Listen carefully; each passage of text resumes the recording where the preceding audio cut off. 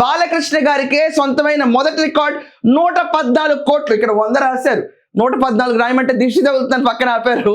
114 కోట్ల record booking amounts ఇప్పుడు దాకా బుక్ చేశారు. మామూలు రికార్డ్ ఇది. ఇదంటారు తాండవం అంటే.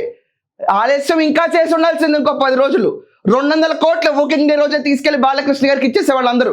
ప్రొడ్యూసర్స్ బాగుపడడానికి బాలయ్య బాబు గారు ఉంటే సరిపోతుంది.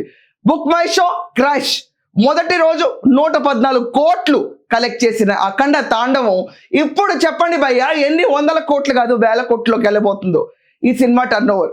మనం చూస్తే ఈ తాండవం ఉట్టి ఆంధ్రప్రదేశ్లో మాత్రమే తెలుగు స్పీకింగ్ అనుకుంటే లేనే లేదు. ఆల్ లాంగ్వేజెస్లో బాలకృష్ణ గారికి ఎక్కడ లేని హైప్. ఇంతకాలం రిలీజ్ చేయకపోవడం మన తప్పు.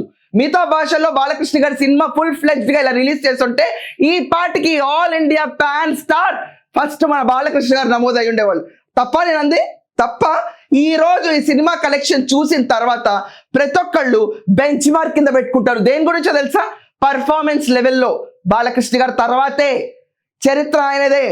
మీరందరూ చెప్పుకున్నట్టు చరిత్రలు మీవి కావు, చరిత్ర మా బాలయ్య బాబుదే.